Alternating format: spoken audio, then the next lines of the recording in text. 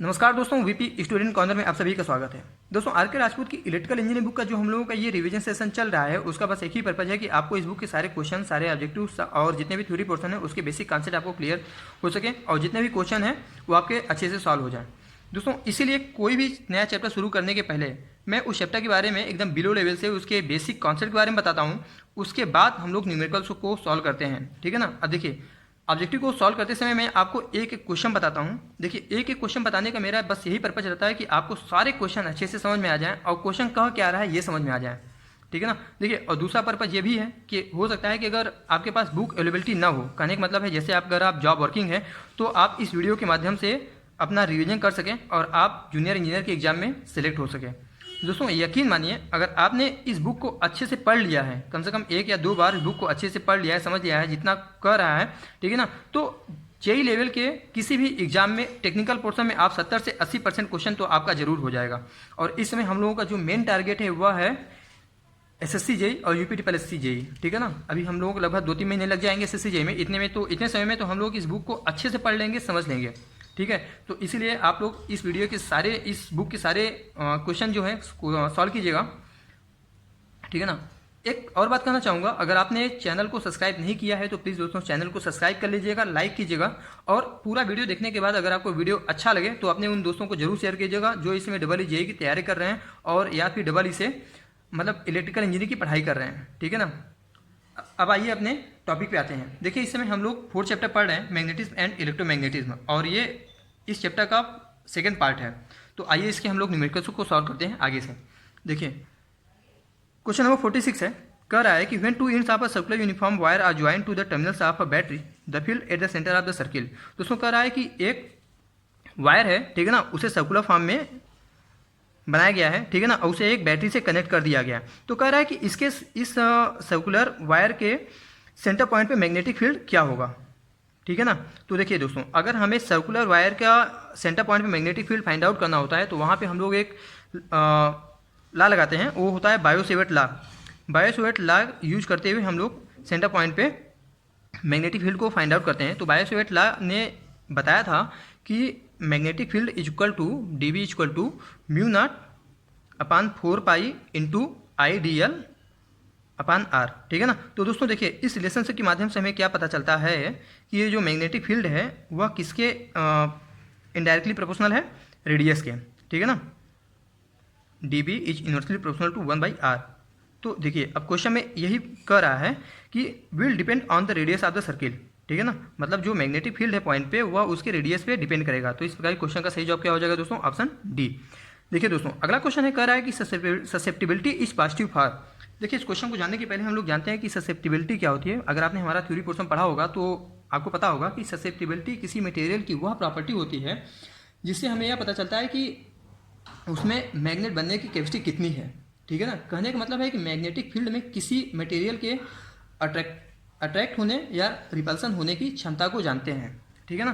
तो देखिए, जिसकी ससेप्टिबिलिटी जिस मटेरियल की ज़्यादा होगी, मतलब उसकी मैग्नेटिक बनने की क्षमता ज़्यादा होगी, तो वह क्या होगा, वह उसके लिए पॉजिटिव होगा ससेप्टिबिलिटी, ठीक है ना। अब देखिए, यहाँ पे दिया है नॉन मैग्नेटिक, डायमैग्नेटिक या फिर फेरोमैग्नेटिक। तो दोस्तों देखिए, फेरोमैग्नेटिक सबस्टेंस की क्या होती है, फेरोमैग्नेटिक सबस्टेंसेज मटेरियल की जो मैग्नेटिक बनने की क्षमता होती है वह ज़्यादा होती है, मतलब उसकी ससेप्टिबिलिटी ज़्यादा है, ठीक है ना। तो इसलिए फेरोमैग्नेटिक सबस्टेंसेज के लिए ससेप्टिबिलिटी पॉजिटिव है और सबके लिए निगेटिव है, ठीक है ना। दोस्तों, और ससेप्टिबिलिटी की बात हो रही है तो इसे हम लोग एक्स से डिनोट करते हैं। किससे? एक्स से डिनोट करते हैं। और यह मैग्नेटिक फील्ड इंटेंसिटी और मैग्नेटिक फील्ड स्ट्रेंथ का अनुपात होता है, रेशियो होता है, ठीक है ना। और इसकी जो यूनिट होती है वह होती है हेनरी पर मीटर। आप लोग इसे ध्यान दीजिएगा और इस रिलेशन को भी आप लोग ध्यान दीजिएगा। बढ़ते हैं अगले क्वेश्चन की तरफ। दोस्तों, अगला क्वेश्चन कह रहा है कि two long parallel conductor carry 100 ampere. दो पैरेलल कंडक्टर हैं और वे 100 एम्पियर की करंट को कैरी करते हैं, ठीक है ना। कह रहा है कि यदि उन दोनों कंडक्टर के बीच की जो दूरी है वह 20 mm है तो उन पर लगने वाले फोर्स की गणना कीजिए। उन पर लगने वाले फोर्स क्या होगा। देखिए दोस्तों, मैंने आपको बताया था कि अगर पैरेलल कंडक्टर हैं तो उनके बीच जो फोर्स की कैलकुलेशन की जाती है वह एम्पियर्स लॉ के थ्रू की जाती है। तो अब हम बात करते हैं सबसे पहले कि दोस्तों एम्पियर लॉ है क्या। देखिए, अगर दो पैरेलल कंडक्टर हैं, जैसे ये दोनों पैरेलल कंडक्टर हैं, ठीक है ना, और इनमें से करंट फ्लो हो रही है, माना इसमें I1 करंट फ्लो हो रही है और इसमें I2 करंट फ्लो हो रही है, ठीक है ना, और इनके बीच की दूरी जो है वह d है, ठीक, और कंडक्टर की जो लेंथ है वह l है, ठीक। तो इन देखिए करंट फ्लो हो रहा है तो इसका मतलब ये मैग्नेटिज्म, यहाँ पे ये दोनों मैग्नेट हैं, ठीक है ना। अब मैग्नेट हैं तो इन दोनों कंडक्टर के बीच या तो रिपल्सन फोर्स लगेगा या तो अट्रैक्शन फोर्स लगेगा, ठीक है ना। तो पहला कंडक्टर के बीच लगने वाले फोर्स को फाइंड आउट करने के लिए हम लोग एम्पियर्स लॉ यूज करते हैं, ठीक है ना दोस्तों। तो एम्पियर्स लॉ ने एक रिलेशनशिप दिया था, तो रिलेशनशिप क्या है दोस्तों, तो दोस्तों आपको एम्पियर ये रिलेशनशिप आपको ध्यान देना है, ठीक है ना। तो देखिए अब क्वेश्चन पर आते हैं अपने। क्वेश्चन क्या कर रहा है, क्वेश्चन कर रहा है दोस्तों कि दो लॉन्ग पैरेलल कंडक्टर हैं, इनके भी 100 एम्पियर की करंट फ्लो हो रही है। कितना, दोनों कंडक्टर पे 100 एम्पियर की करंट फ्लो हो रही है, और इन दोनों कंडक्टर के बीच की जो दूरी है वह है 20 mm, ठीक है ना ये। और पूछ रहा है कि पर इनके बीच जो फोर्स है पर मीटर लेंथ, मतलब अगर ये मान लीजिए जितना है तो पर मीटर लेंथ मतलब एल बराबर, तो एक पूछा है एल बराबर 1 मीटर पे फोर्स कितना लेगा। तो इसी रिलेशनशिप पे हम लोग जितनी भी वैल्यू दी है उसे रख लेंगे। तो क्या होगा दोस्तों, एफ म्यू नॉट की वैल्यू कितनी हो जाएगी, 4 पाई इंटू 10⁻⁷, ठीक है ना। अब I1 की वैल्यू 100, अब I2 की वैल्यू भी 100। अब लेंथ कितना है दोस्तों, 1 पर मीटर लेंथ के बारे में पूछा है, ठीक है ना।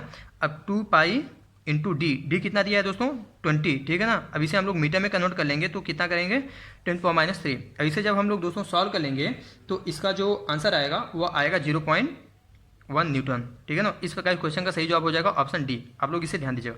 अब अगले क्वेश्चन की तरफ बढ़ते हैं। कह रहा है कि 300 mm long conductor is carrying a current of 10 ampere. दोस्तों कह रहा है कि एक 300 mm का लॉन्ग कंडक्टर है, करंट कैरिंग कंडक्टर है, और वह 10 एम्पियर की करंट को कैरी कर रहा है, ठीक है ना।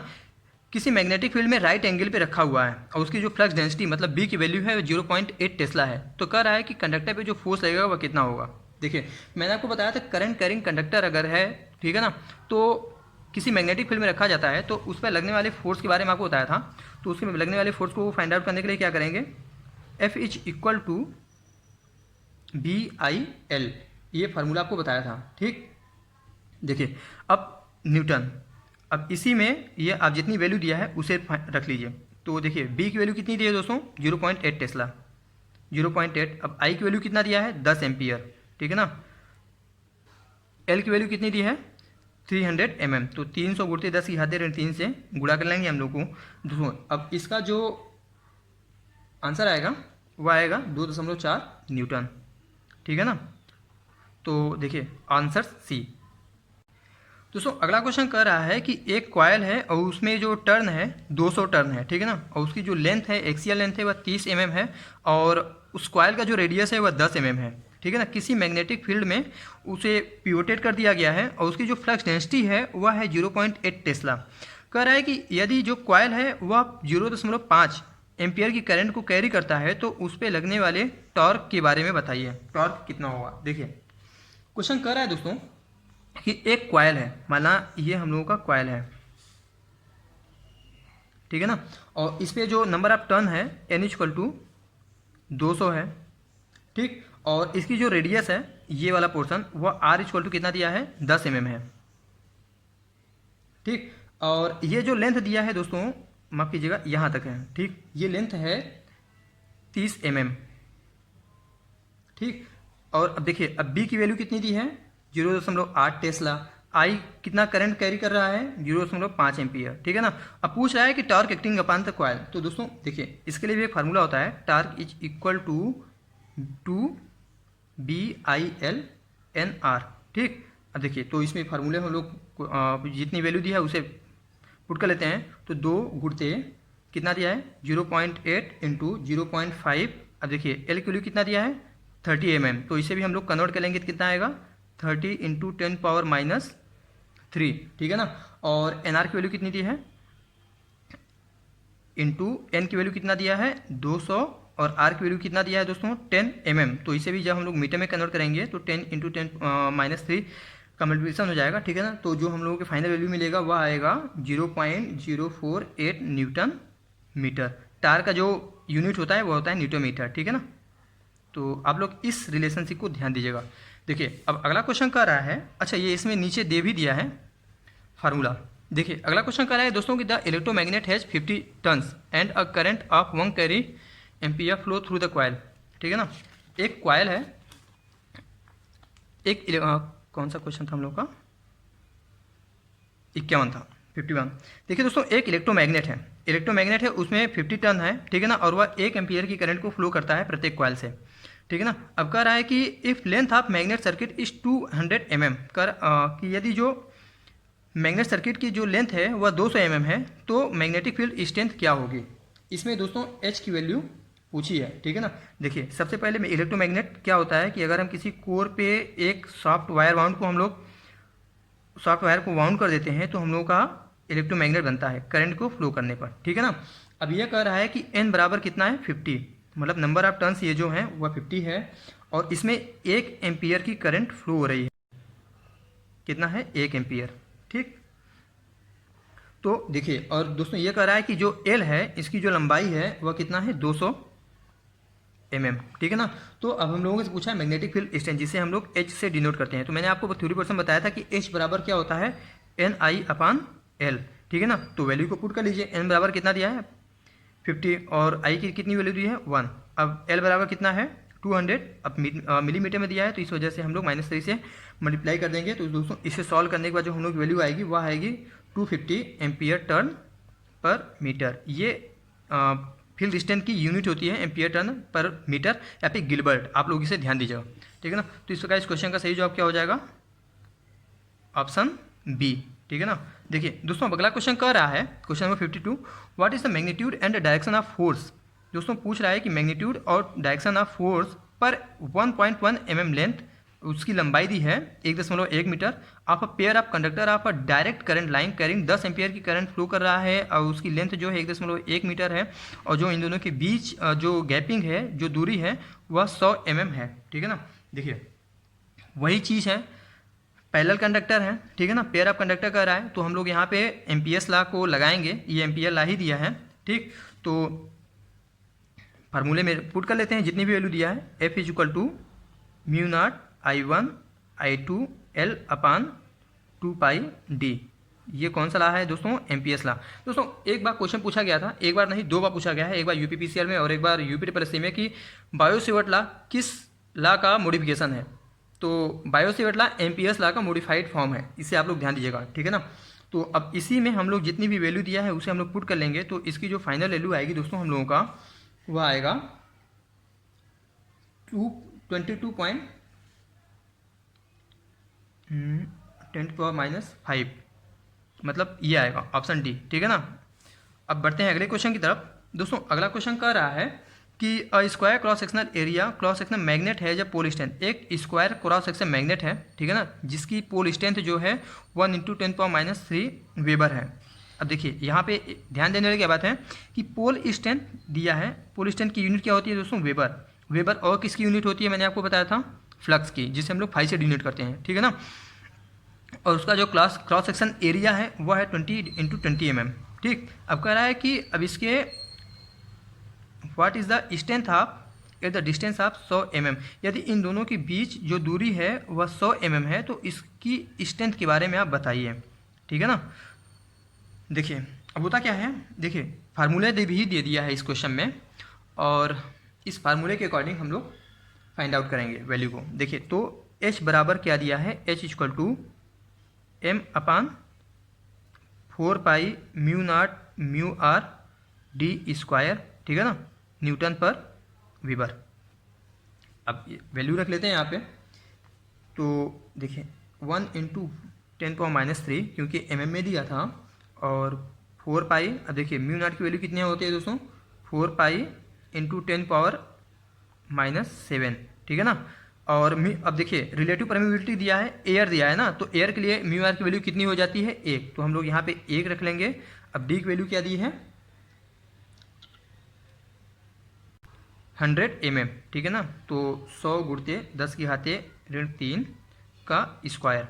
तो इसे जब हम लोग सॉल्व कर लेंगे तो इसकी जो फाइनल वैल्यू आएगी दोस्तों आएगी 3638 न्यूटन पर वेबर। तो इस प्रकार इस क्वेश्चन का सही जवाब क्या हो जाएगा, ऑप्शन सी, ठीक। दोस्तों अगला क्वेश्चन कह रहा है कि a point pole having a strength of 10 weber is placed in a magnetic field. एक पॉइंट पोल है, ठीक है ना, जिसकी स्ट्रेंथ 10 वेबर है, और उसे एक मैग्नेटिक फील्ड में रखा गया है, और उसकी जो डिस्टेंस है वह 250 mm है, ठीक है ना। अब देखिए अब आगे बढ़ते हैं। देखिए तो इन दोनों पोल के बीच जो बल लग रहा है वह 1.5 न्यूटन है। तो हम लोग नोट कर लेते हैं फोर्स इक्वल टू 1.5 न्यूटन, ठीक है ना। तो उसको कर रहा है कि what is the pole strength of the other pole. तो दूसरे पोल की पोल स्ट्रेंथ पूछा है, मतलब m2 की वैल्यू जो है हम लोगों से m2 की वैल्यू हम लोगों से पूछा गया है। देखिए मैंने आपको बताया था कि लॉ ऑफ मैग्नेटिक फोर्स में आप लोगों को ध्यान होगा तो F बराबर क्या होता है दोस्तों, F बराबर m1 m2 अपान 4 पाई म्यू डी स्क्वायर, ठीक है ना। तो आप लोगों को अब देखिए यहाँ पे क्या दिया है, m1 की वैल्यू दिया है, m2 की वैल्यू पूछा है, ठीक है ना। और इन दोनों के बीच जो डिस्टेंस है वह डी है, वो भी दिया है। तो कुछ नहीं करना है आप लोगों को, बस इसी फार्मूले में वैल्यू को पुट कर देना है। सबसे पहले देखिए क्वेश्चन को हम लोग समझते हैं, क्वेश्चन का क्या रहा है। ये तो हमने आपको नॉर्मली बता दिया कि क्वेश्चन को देखिए उसके बाद आंसर कर लीजिए। देखिए बार मैग्नेट है, इसकी एक एन है और इसका दूसरा पोल यस है, ठीक है ना। और ठीक, अब देखिए यहाँ से कुछ फ्लक्स निकलेंगी, ठीक,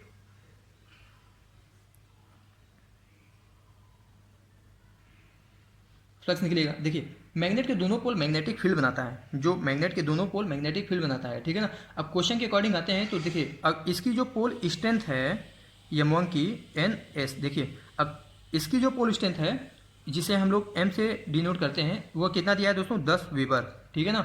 अब दो मैग्नेट हैं तो इन दोनों के बीच एक फोर्स कार्य करेगा, या तो अट्रैक्शन का या तो रिपल्सन का, हम लोग जानते हैं, ठीक है ना। तो m1 की वैल्यू तो दिया हुआ है, ठीक है ना। अब दूसरे जो पोल है उसकी वैल्यू पूछा है m2 की, ठीक है ना। तो देखिए अब इस फार्मूले में ये हम लोग पूरा वैल्यू को पुट कर देंगे। तो अब हम लोग क्या करेंगे, m2 की वैल्यू दिया है तो m2 की वैल्यू को फाइंड आउट करने के लिए इस रिलेशन से हम लोगों को रिलेशनशिप मिलता है। म्यू नॉट की वैल्यू हम लोग लेंगे तो 4 पाई इंटू 10⁻⁷, ठीक। अब इंटू म्यू आर एयर के लिए कितना होता है, 1 होता है, ठीक। तो एक रख देंगे। उसके बाद डी स्क्वायर की वैल्यू दिया है तो डी स्क्वायर कितनी दी है दोस्तों, 250, ठीक। 250 गुणते 10 की घाते -3 कर देंगे और इसका स्क्वायर कर देंगे। अब एफ की वैल्यू कितनी दी है, 1.5, ठीक। अब अपान में m1 की वैल्यू कितनी दी है, 10 वेबर, ठीक। तो इस रिलेशन को फाइंड आउट करने के बाद जो क्वेश्चन इस इक्वेशन को सॉल्व कर लेंगे तो हम लोगों को मिलेगा आंसर 14.79 इंटू 10⁻⁷ वेबर, ठीक है ना। आप लोग इसे ध्यान दीजिएगा। तो इस क्वेश्चन का सही जवाब क्या होगा, ऑप्शन बी, ठीक। देखिए अब अगला क्वेश्चन कर रहा है कि the tube of force within the magnetic material are known as. देखिए ट्यूब ऑफ फोर्स कर रहा है दोस्तों, ये बार मैग्नेट हो गया, ठीक है ना। ये वाला फिगर आप लोग देखिएगा तो यहाँ से ये जो मैग्नेटिक लाइंस ऑफ फोर्सेस निकल रही हैं इसे ही हम लोग फोर्स करते हैं, अरे ट्यूब करते हैं, ठीक है ना। इसे ही हम लोग मैग्नेटिक लाइंस ऑफ फोर्सेस की ट्यूब करते हैं, ठीक है ना। तो वही कह रहा है कि the tube of force within the magnetic material, तो क्या कहलाती हैं, ये सब लाइंस ऑफ फोर्सेस कहलाती हैं, ठीक। तो इस प्रकार इस क्वेश्चन का सही जवाब क्या हो जाएगा, आंसर बी, ठीक। अब अगला क्वेश्चन कह रहा है कि the unit of flux is the same as that of, जो फ्लक्स की यूनिट है वह किसके बराबर होती है। तो मैंने आपको बताया था। तो सबसे देखिए फ्लक्स की यूनिट क्या होती है दोस्तों, फाई होता है ना, वेबर होता है, फाई से तो डिनोट करते हैं। फ्लक्स की यूनिट क्या होती है, वेबर होता है। तो वेबर मैंने अभी आपको बताया था कि जो पोल स्ट्रेंथ होता है, ठीक, उसे भी हम लोग यूनिट क्या होती है, वेबर ही होता है, ठीक है ना। तो इस प्रकार इस क्वेश्चन का सही जवाब क्या हो जाएगा, ऑप्शन डी। देखिए अब अगला क्वेश्चन कर रहा है कि unit of quantity of electricity, ये तो बहुत सिंपल क्वेश्चन है, आपको लास्ट चैप्टर में बताया था, इसका आंसर होगा कूलम। देखिए मैंने आपको जो पॉइंट बताया था वो आ गया। The Biot-Savart law is general modification of, ये क्वेश्चन कई बार पूछा गया है, इसे आप लोग ध्यान दीजिएगा। तो बायो-सेवर्ट लॉ जो होता है वह एम्पियर्स लॉ का जनरल मॉडिफिकेशन होता है, ठीक है ना। क्वेश्चन नंबर 58 ऑप्शन सी सही जवाब होगा। अब दोस्तों ये जो अगला क्वेश्चन मैं बताने जा रहा हूँ ये एसएससी जेई का क्वेश्चन है और बहुत ही इंपॉर्टेंट क्वेश्चन है। आप लोग इसे मैं चाहूँगा कि 2 बार सॉल्व कीजिएगा। देखिए एक क्वेश्चन जो 59 है वो भी पूछा गया क्वेश्चन है, और देखिए मैं आगे भी दिखा दे रहा हूँ आपको, जो इसके नीचे वाला क्वेश्चन है क्वेश्चन 60 ना, ये भी पूछा ही गया क्वेश्चन है, और दोनों एक ही साथ क्वेश्चन दे दिए थे। इसलिए मैं आपसे कहता हूँ कि अगर आप लोग एसएससी जेई या किसी भी एग्जाम की तैयारी करें, खासतौर से अगर आप एसएससी जेई के लिए अगर आप फोकस्ड हैं तो आरके राजपूत को 2 बार कम से कम जरूर सॉल्व कर लीजिए, ठीक है ना। तो इस क्वेश्चन बहुत इंपॉर्टेंट क्वेश्चन है, और क्वेश्चन नंबर 59 क्वेश्चन नंबर 60 दोनों क्वेश्चन एक ही बार में और एकदम आगे पीछे, जैसे इसमें दिया है पहले 59-60 वैसे ही एसएससी जेई के क्वेश्चन में दे दिया गया था, ठीक है ना। अब देखिए क्वेश्चन कह रहा है कि magnetising force at the centre of a square, ये एक स्क्वायर है, इसके जो पॉइंट पे, ठीक है ना, इन दोनों पॉइंट पे हम लोगों का मैग्नेटाइजिंग फोर्स क्या होगा। देखिए इसे सॉल्व करने के लिए मैंने आपको सबसे पहले बताया था कि एम्पियर्स लॉ के बारे में। ठीक, इस क्वेश्चन का जवाब जो होगा दोस्तों वह होगा ऑप्शन सी, √2I/πa। अब एम्पियर पर मीटर, अब ये आया कैसे, ठीक है ना, उसे मैं बता दें। देखिए रटने के बारे में तो आप तो रट लेंगे, ठीक है भाई, लेकिन आप कितना रटेंगे, भूल गए तो मैं जिस तरीके से बता रहा हूँ आप उस क्वेश्चन को पूरा सॉल्व करके फाइंड आउट कर सकते हैं, उसका आंसर डिराइव कर सकते हैं, ठीक है ना। देखिए मैंने यहाँ पे एक इस फिगर को ड्रॉ कर लिया है, सेम टू सेम वही फिगर है, देख सकते हैं आप। यहाँ पे I एम्पियर की करंट फ्लो हो रही है और ये दो कंडक्टर हैं, और ये देखिए 4 कंडक्टर हैं यहाँ पे, और ये सब आपस में पैरेलल में रखे हुए हैं, ठीक है ना। अब देखिए होता क्या है कि मैंने आपको बताया था कि जैसे कि अगर कोई करंट कैरिंग कंडक्टर है, ठीक है ना, एक वायर है, कंडक्टर है, और जब हम लोग इसमें करंट फ्लो करते हैं तो इस वायर में ऑटोमेटिक उसके चारों तरफ जो है मैग्नेटिक फील्ड बन जाता है। ठीक, मैग्नेटिक फील्ड बन रहा है, इसका मतलब ये हुआ कि वायर एक प्रकार से क्या है, मैग्नेट है। ये हम लोगों ने I एम्पियर की करंट हम लोग यहाँ पर फ्लो कर दिया, ठीक है। अब देखिए दोस्तों ये क्या है, पैरेलल में है, ये जो वायर हैं ये दोनों इस तरफ पैरेलल में है और ये वायर में पैरेलल में। तो हम लोगों को इसी पॉइंट जो है वो पूछा है मैग्नेटाइजिंग फोर्स, माना ये पॉइंट O है, ठीक है ना। अब देखिए होता क्या है कि माना 2 वायर हैं, हमने सपोज किया ये जो 2 वायर हैं और इनमें I एम्पियर की करंट फ्लो हो रही है, तो इसमें एक बनेगा ना मैग्नेटिक फील्ड, इसके हर एक पॉइंट पे मैग्नेटिक फील्ड बन गया। और ये माना हम लोगों ने कंडक्टर ये है, एक है, और ये वायर B है, ठीक है ना। और यहाँ से I1 कंडक्टर फ्लो हो रही है, यहाँ से I2 कंडक्टर फ्लो हो रही है, और इन दोनों के बीच की जो डिस्टेंस है वह है हम लोगों का D मीटर, ठीक है ना। अब दोनों वायर मैग्नेट की तरह कार्य कर रहे हैं, तो दोनों के बीच कोई ना कोई फोर्स लगेगा, या तो अट्रैक्शन फोर्स लगेगा या तो फिर रिपल्सन फोर्स लगेगा, ठीक है ना। ये उसके पोल के ऊपर डिपेंड करता है, ठीक है ना। अब देखिए, अब ये मैंने अभी आपको बताया था कि करंट कैरिंग कंडक्टर में के बीच लगने वाले फोर्स को फाइंड आउट करने के लिए हम लोग एम्पियर्स लॉ की जो यूज करते हैं, ठीक है ना। अब देखिए, अब एम्पियर्स लॉ ने के अकॉर्डिंग होता क्या है कि F फोर्स को फाइंड आउट करने के लिए कि F = μ0 I1 I2 L अपान क्या होता है दोस्तों 2πd न्यूटन, ठीक है ना। तो अब देखिए जहाँ पे म्यू क्या है, परम्यूबिलिटी है, ठीक। अब देखिए, अब फिगर में अगर हम लोग देखते हैं, अगर हम लोग फिगर के बारे में बात करते हैं, फिगर में देखते हैं तो यहाँ पे NM वायर व PL वायर NMPL एक दूसरे से क्या है, पैरेलल में है, ठीक है ना। अब एक प्रकार से ये दोनों मैग्नेट है, तो इन दोनों के बीच एक फोर्स लग रहा होगा। तो क्वेश्चन के अकॉर्डिंग इन दोनों के बीच हम लोगों को सेंटर पॉइंट पे मैग्नेटाइजिंग फोर्स फाइंड आउट करना है, जिसे हम लोगों ने O माना है, ठीक है ना। देखिए, अब माना कि ये कंडक्टर हो गया हम लोगों का, ठीक, और इसमें एक करंट फ्लो कर रहा है I। अब ये यहाँ पे मैग्नेटिक फील्ड बनेगा। तो दोस्तों अब देखिए, अब इस वायर के पूरे पॉइंट पे मैग्नेटिक फील्ड बनेगा। तो देखिए, अगर हमें किसी पर्टिकुलर पॉइंट पे, देखिए सबसे पहले तो यहाँ मैग्नेटिक फील्ड चारों तरफ बन रहा है इस पूरे वायर के, ठीक है ना। माना कि अगर हमें किसी पर्टिकुलर पॉइंट पे मैग्नेटिक फील्ड फाइंड आउट करना होगा, ठीक, पर्टिकुलर पॉइंट पर मैग्नेटिक फील्ड को फाइंड आउट करना होगा, ठीक। तो देखिए इसके लिए हमें क्या करना होगा, जैसे यहाँ पे अब ये जो मैग्नेटिक फील्ड हम लोगों का बाहर की ओर बन रहा है, जो मैग्नेटिक फील्ड का डायरेक्शन है वो बाहर की ओर बन रहा है, ठीक है ना। तो और यहाँ से इसके बीच क्या लगेगा दोस्तों, एक एंगल बनेगा, ठीक। और यहाँ से यहाँ तक की बीच की दूरी क्या होगी, मान लीजिए हम लोगों ने R, ठीक है ना। इसे देखिएगा, मैं ये इसलिए समझा रहा हूँ कि आपको ये चीज़ें समझ में आए। ये इतना पोर्शन जो दिया है, ये वाला पोर्शन, ठीक है ना, इसलिए मैं आपको ये समझाने की कोशिश कर रहा हूँ। अब देखिए, अब जब ये जो मैग्नेटिक फील्ड का डायरेक्शन है अगर बाहर की ओर लगेगा, अब ये बाहर की ओर लगेगा कैसे, वो हम राइट हैंड रूल के माध्यम से ज्ञात करते हैं, अभी हम आपको बता रहे हैं, ठीक है ना। तो पहले इसे देखते हैं, अगर किसी पर्टिकुलर पॉइंट पे हम लोगों को मैग्नेटिक फील्ड को फाइंड आउट करना होता है तो वहाँ पे बायो-सेवर्ट लॉ का यूज करते हैं। तो इन दोनों के बीच हम लोगों का माना एक एंगल ये बन गया अल्फा, और दूसरा एंगल क्या बन गया दोस्तों, बीटा।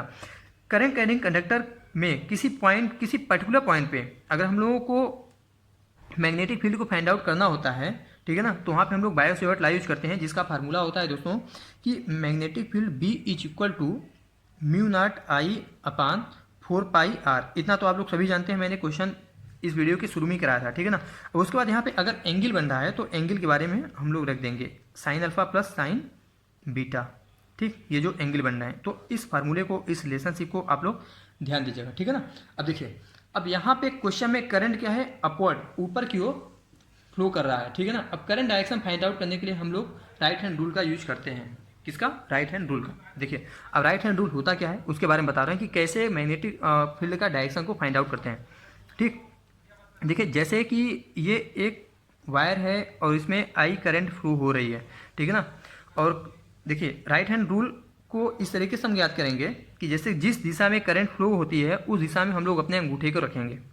किस, जैसे कि आप यहाँ पे देखिए कि अगर ये कंडक्टर इस प्रकार से है, ठीक है ना, अगर ये देखिए ये वायर इस प्रकार से है और इसमें आई एम्पियर की करंट फ्लो हो रही है, उसका डायरेक्शन क्या है, अपवर्ड है, ठीक है ना। तो जिस दिशा में हम लोगों की जिस डायरेक्शन में करंट फ्लो हो रहा है उसी दिशा में हम लोग अंगूठे को रखते हैं। ये हमने अंगूठे को रख दिया, ठीक है ना, देखिए ये। तो अब देखिए जो अंगूठे को जिस दिशा में रखेंगे तो जो हमारी चारों उंगलियां होती हैं वह direction of current magnetic field बताता है। तो देखिए अब करंट क्या बढ़ रही है, ऊपर की ओर, मतलब इस तरफ जा रही है ना। तो हम लोगों का जो मैग्नेटिक फील्ड का डायरेक्शन है वह कहाँ लग रहा है दोस्तों, अंदर की तरफ, ये जिस तरफ उंगलियों की दिशा होगी, ठीक है ना। तो देखिए अब इसमें डायरेक्शन ऑफ मैग्नेटिक फील्ड क्या होगा, अंदर की ओर होगा, मतलब इस तरफ होगा, ठीक है ना। तो वही कहने का मतलब है। तो अब हम लोग यहाँ पे रख लेंगे, देखिए ऐसे बढ़ रही है ना, इस तरीके से, ठीक है ना। तो ये हो गया मैग्नेटिक डायरेक्शन का, मैग्नेटिक फील्ड का डायरेक्शन, ठीक है ना।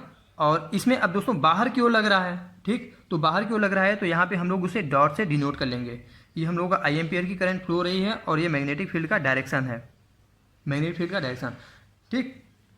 अब देखिए क्वेश्चन में सेंटर पॉइंट ओ पर हम लोगों को मैग्नेटाइजिंग फोर्स पूछा है, सेंटर पॉइंट ओ पर मैग्नेटिक फील्ड पूछा है, ठीक। अगर अब हम लोग यहाँ पे बात करते हैं, इसे ले लीजिए, या फिर अगर हम देखिए पीएल और एनएम के बारे में बात करते हैं, अब इसकी इतनी बात करते हैं, ठीक है ना।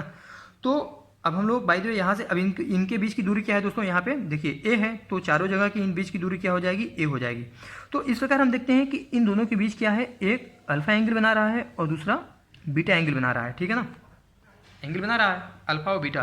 तो अब इन दोनों के बीच अगर हम देखेंगे तो टोटल 90 डिग्री का एंगल बन रहा है दोस्तों, कितना, 90 डिग्री का, 45 डिग्री यहाँ पे और 45 डिग्री यहाँ पे, आप देख सकते हैं, ठीक। तो देखिए वही चीज़ कर रहा है। अब इतना पोर्शन हमने बाहर कर लिया, यहाँ पे इतना पोर्शन हमने यहाँ से बाहर कर लिया, ठीक है ना। तो यहाँ पे माना कि हमने ये अल्फ़ा है और ये बीटा है और ये 40 डिग्री का एंगल बना रहा है और ये 45 डिग्री का एंगल बना रहा है, ठीक है ना। अब ये वायर हो गया और ये पॉइंट पी हो गया आपका और ये पॉइंट एल हो गया, ठीक। अब देखिए अब हम लोग जो बायो-सेवर्ट लॉ ये रिलेशनशिप निकाले थे, अब इस रिलेशनशिप में ये वैल्यू पुट करेंगे तो क्या होता है कि B is equal to mu not I upon 4 pi A, ठीक है ना। अब देखिए अब साइन 45 प्लस बीटा की वैल्यू क्या है, साइन 45, ठीक है ना। तो देखिए अब क्या हो जाएगा दोस्तों, mu not I upon 4 pi into A 1.√2 plus 1.1 अपान √2, ठीक है ना। अब देखिए तो इसे सॉल्व करने के बाद क्या आ जाएगा दोस्तों, 2 म्यू नॉट आई अपान ये दिया है 4√2 इंटू पाई ए, ठीक है ना। अब ये 2 से हम इसकी वैल्यू काट लेंगे तो यहाँ पे 2 आएगा। तो इस प्रकार हम लोग को मिलता क्या है, mu not I upon 2√2 into आई ए। तो बी की ये वैल्यू आ गई, हम लोगों को ये ध्यान रखना है, ठीक है ना। देखिए अब हम लोग फाइंड आउट करेंगे कि वायर जो पीएल है, हम लोग फाइंड आउट करेंगे कि वायर पीएल के कारण मैग्नेटिक फील्ड का डायरेक्शन क्या होगा। वायर पीएल पर करंट जो है पी से एल की तरफ बह रहा है, देखिए यहाँ पे, ठीक है ना। अब मैग्नेटिक फील्ड बाहर की ओर जनरेट होगा, इसका मतलब है फ्लक्स बाहर की ओर निकल रहा है। अब हम एल एम की बात करते हैं, एल और एम की तरफ बात करते हैं, ठीक है ना।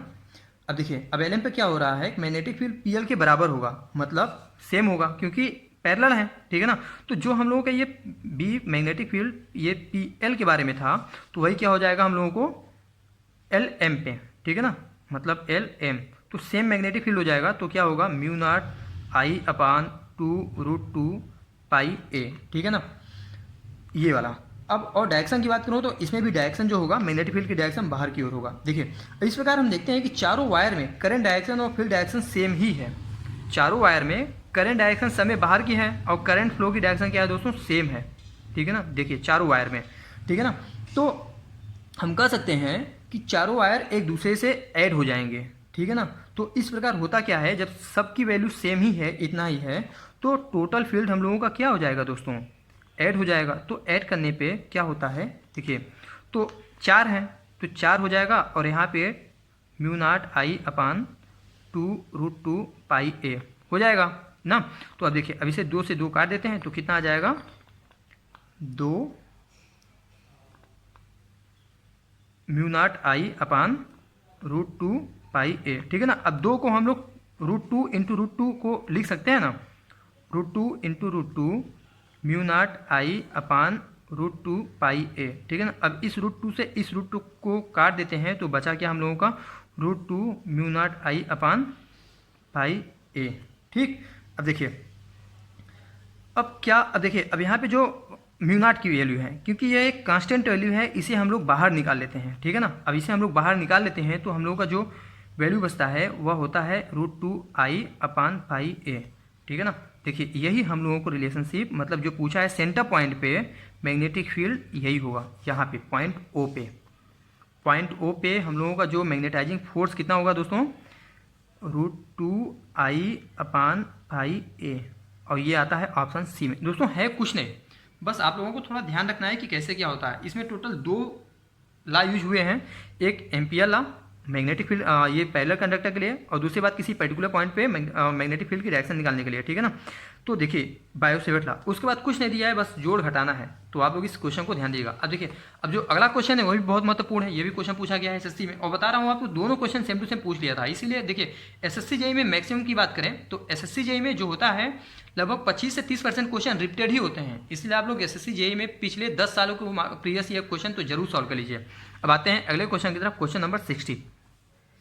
देखिए क्वेश्चन नंबर 60 क्या है, कह रहा है कि field strength at the centre of circular coil of a radius R, ठीक है ना। कोई सर्कुलर कॉइल है और उसका रेडियस आर है, तो उसके सेंटर पे फील्ड स्ट्रेंथ क्या होगा।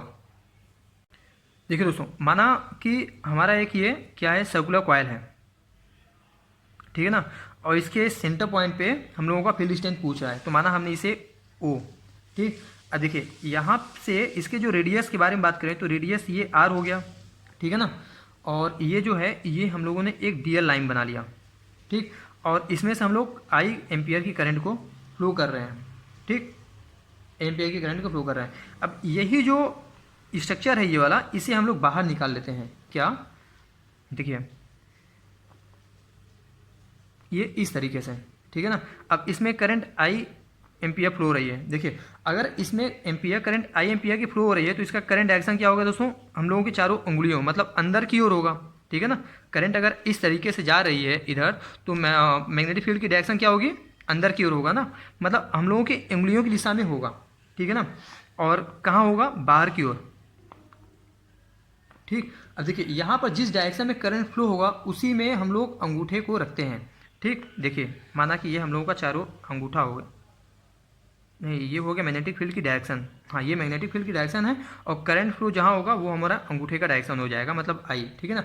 अब देखिए मैंने बता दिया कि ये बाहर की ओर होगा जो मैग्नेटिक फील्ड की डायरेक्शन है, यानी फ्लक्स है जो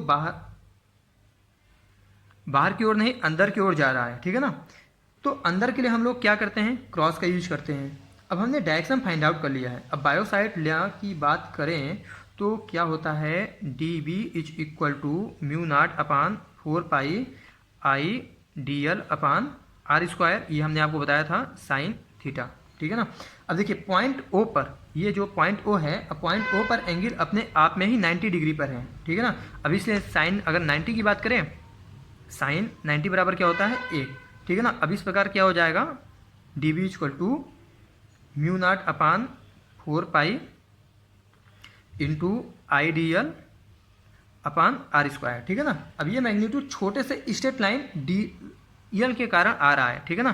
देखिए ये जो पूरा मैग्नीट्यूड है ये एक छोटे से लाइन डी एल के कारण आ रहा है यहाँ पे, ठीक है ना। अब देखिए तो अब इसी प्रकार से इस पूरे सर्कुलर जो है पूरा सर्कुलर वायर है, अब सभी छोटे छोटे लाइन होंगे, ठीक है ना। तो देखिए अब सर्किल में ऐसे ही तमाम छोटे छोटे ढेर सारी लाइनें बनेंगी सभी जगह, तो पूरा मैग्नीट्यूड निकालने के लिए हमें इंटीग्रेशन करना होगा।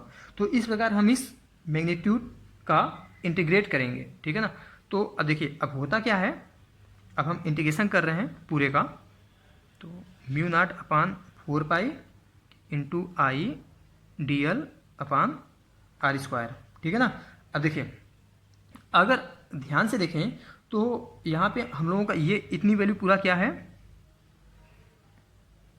ये पूरी एक कांस्टेंट वैल्यू है ना। तो अब क्योंकि अब ये पूरी कांस्टेंट वैल्यू है, अब कांस्टेंट वैल्यू है तो इसे हम लोग बाहर निकाल लेंगे, तो mu naught 4 pi into I upon R square, ठीक है ना। कांस्टेंट कर ले बाहर निकालेंगे तो ये हो जाएगा। तो अब सर्किल एक प्रकार से पूरा हम लोगों का क्या बन रहा है दोस्तों, सरकमफेरेंस बन रहा है। अब ये जो हम लोगों का डीएल हो गया, अब हम लोग देखते हैं इसे बाहर निकालने के बाद पूरा हम लोगों का जो सर्किल है सरकमफेरेंस बन रहा है, ठीक है ना। अब इसका मतलब क्या हुआ कि DL equal to 2πr, circumference के लिए ये होता है, हम लोग जानते ही हैं, ठीक है ना। अब देखिए अब क्या करेंगे, तो अब इसमें जो है पूरा हम लोग वैल्यू पुट कर लेंगे, ठीक है ना। तो देखिए mu not upon 4π into I upon R square, ठीक। अब देखिए अब क्या है, इंटू 2πr बराबर mu not I upon 2r। कैसे, यहाँ से r को हम लोग काट दिया और 2π से 2π काट दिया, ठीक है ना। अब ये जो हो गया, ये जो मैग्नेटिक फील्ड की डायरेक्शन आई है, वैल्यू आई है मैग्नेटिक फील्ड का, ये एक लूप के लिए आया है, ठीक है ना। ये मैग्नीट्यूड जो है ये पूरे सर्किल के लिए मैग्नीट्यूड है, लेकिन ये एक लूप के लिए आया है, ठीक। अब देखिए अब हम क्वेश्चन में एन की बात कर रहा है, ये अगर हम क्वेश्चन की बात करें तो नंबर ऑफ एन मतलब नंबर ऑफ टर्न्स की बात कर रहा है, ठीक है ना। तो मतलब ढेर सारे लूप की बात कर रहा है, तो ये एक तरीके से अपने आप में लूप था, तो ढेर सारे लूप का मतलब क्या हो जाएगा, इस तरीके से हम लोग कर लेंगे, ठीक है ना। तो ये एक सर्कल के लिए था, ठीक है ना। ये जो वैल्यू आई है ये वाली, ठीक है ना, ये मैग्नीट्यूड पूरे सर्किल के लिए है, मतलब कि ये माना ये पूरा सर्किल था, ठीक है ना। अब ये एक लूप के लिए अगर आया था ये वैल्यू, तो अगर पूरे एन की बात करेंगे, ठीक है ना, तो एन से यहाँ हम गुणा कर देंगे, तो वैल्यू क्या आई है, एन इंटू जो वैल्यू आई थी mu not I upon 2r, ठीक, एम्पियर पर मीटर। अब देखिए अब चूंकि म्यू नॉट जो है हम लोगों का एक कांस्टेंट वैल्यू है, इसलिए इसे बाहर कर देते हैं। तो अब जो वैल्यू आएगी कितना बचेगी दोस्तों, एन आई अपान 2r एम्पियर पर मीटर। तो ये कि कौन सा ऑप्शन है, ऑप्शन बी, ठीक है ना। तो आप लोग से ध्यान दीजिएगा, देखिए मैंने कैलकुलेशन से बता दिया कि आया कहाँ से, आपको ये जानकारी रहनी चाहिए। तो अब अगले क्वेश्चन की तरफ बढ़ते हैं, ठीक है ना। कह रहा है दोस्तों कि the most effective and quickest way of making a magnet from soft iron. कह रहा है कि सॉफ्ट आयरन से अगर हम लोग को मैग्नेट बनाना है तो सबसे इफेक्टिव और क्विकेस्ट वे क्या हो सकता है।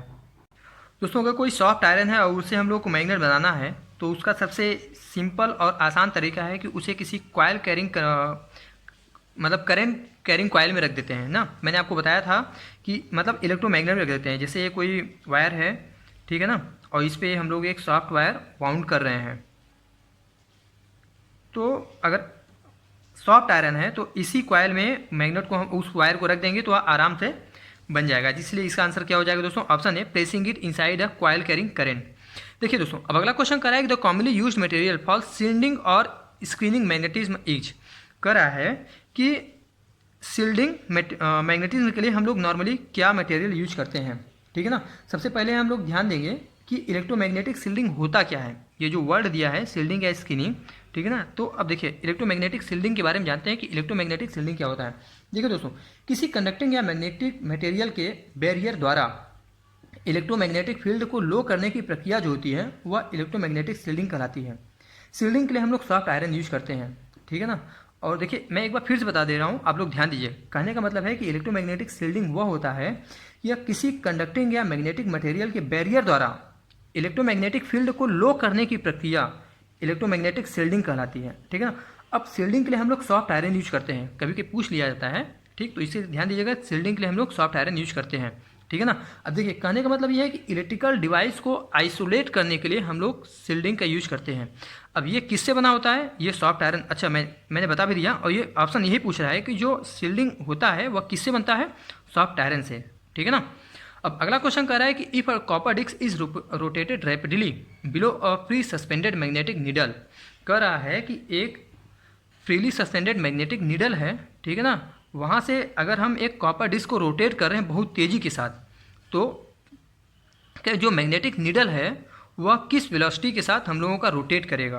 दोस्तों इस कंडीशन में हम लोगों का मैग्नेटिक नीडल डिस्क से कम होगी, जो स्पीड है मैग्नेटिक नीडल की वह डिस्क से कम होगी और उसके सेम डायरेक्शन में मूव करेगा, मोशन करेगा, ठीक है ना। आप लोग देखिए जो इमेज आप लोगों को स्क्रीन पे दिख रही होगी उससे आप समझ भी सकते हैं कि अगर हम लोग डिस्क को रोटेट करेंगे नीडल के साथ तो जो मैग्नेटिक नीडल की जो डायरेक्शन है वह डिस्क के सेम होगी और उसकी जो स्पीड है वह लो होगा, ठीक है ना। देखिए अब अगला क्वेश्चन है, अगला क्वेश्चन कह रहा है कि अ परमानेंट मैग्नेट क्या करता है दोस्तों, बताइए, बहुत सिंपल क्वेश्चन है। देखिए, परमानेंट मैग्नेट जो होता है वह कुछ सबस्टेंस को अपनी ओर आकर्षित करता है और दूसरों को रिपेल कर देता है, ठीक है ना। जितने फेरोमैग्नेटिक मटेरियल हैं उन सबको अट्रैक्ट करेगा और जितने डाया हैं उन सबको रिपेल कर देगा। दोनों, पहले ऑप्शन को चारों पढ़िएगा, उसके बाद ऑप्शन पे ध्यान दीजिएगा, क्योंकि कभी कभी लगते हैं कि चारों आंसर सेम ही है, कि हो सकता है सभी सही हों, ठीक है ना। अब अगला क्वेश्चन कर रहा है दोस्तों कि the retentivity is a property of material is useful for the construction of. तो इसका परमानेंट मैग्नेट मतलब फेरोमैग्नेटिक रिटेंटिविटी, मैंने आपको बताया था कि रिटेंटिविटी के माध्यम से हमें ये पता चलता है कि किसी भी मैग्नेटिक मटेरियल की ग्रेप्सिंग पावर क्या है, ठीक है ना, मैग्नेटिज्म उसमें कितना है। तो परमानेंट मैग्नेट जिसकी जितनी ज़्यादा रिटेंटिविटी, जिस मैग्नेटिक मटेरियल की रिटेंटिविटी जितनी ज़्यादा होगी वह उतना ही ज़्यादा मैग्नेटिक होगा, कहने का मतलब फेरोमैग्नेटिक मटेरियल होगा। तो इसके लिए हम लोग कौन सा मैग्नेट यूज करते हैं, परमानेंट मैग्नेट, ठीक है ना। तो इस क्वेश्चन का सही जवाब क्या हो जाएगा, ऑप्शन ए। दोस्तों ये क्वेश्चन पूछा गया है और ये वाला भी क्वेश्चन पूछा गया है, ये यूपीटीपीएससी के दोनों क्वेश्चन है, अलग अलग साल में पूछा गया था। देखिए, अब अगला क्वेश्चन पूछ रहा है the relative permeability of is not constant, ठीक है ना। तो देखिए, रिलेटिव परमिबिलिटी कह रहा है कि किसकी रिलेटिव परमिबिलिटी किस मटेरियल की कांस्टेंट नहीं होती है। अगर हम लोग बात करें पैरामैग्नेटिक, जैसे अगर हम लोग डायमैग्नेटिक मटेरियल की बात करते हैं तो डायमैग्नेटिक मटेरियल की जो रिलेटिव परमिबिलिटी है वह हमेशा एक से कम होती है, मतलब इसका भी कांस्टेंट है कि इसकी वैल्यू एक से कम होगी। अगर हम वही पैरामैग्नेटिक की बात करें तो वहाँ हम लोग जानते हैं कि इसकी रिलेटिव परमिबिलिटी एक से ज़्यादा होती है, मतलब ये भी एक कांस्टेंट वैल्यू है। लेकिन अगर हम फेरोमैग्नेटिक की बात करें तो वह उसकी रिलेटिव परमिबिलिटी एक से बहुत ज़्यादा होती है, ठीक है ना। देखिए, डाया की बात करते हैं तो क्या होता है, एक से कम होता है, ठीक है ना। नहीं, एक ये उल्टा बता दिया हमने, ये डाया की बात करें तो एक से कम होता है, वहीं अगर हमने पैरा की बात करें तो इसकी रिलेटिव परमिबिलिटी क्या होती है दोस्तों, एक से ज़्यादा होती है, ठीक है ना। और अगर हम फेरो की बात करें, फेरोमैग्नेटिक की, तो इसकी रिलेटिव परमिबिलिटी एक से बहुत ज़्यादा होती है और यह होती है 100 से 1000 के बीच, 200 से 1000 के बीच, ठीक है ना। तो आप लोग ये वैल्यू ध्यान रखें, इसलिए पूछ रहा है कि relative permeability of the material किसकी कांस्टेंट नहीं होती है, तो फेरोमैग्नेटिक की जो रिलेटिव परमिबिलिटी होती है वह कांस्टेंट नहीं होती है, ठीक है ना।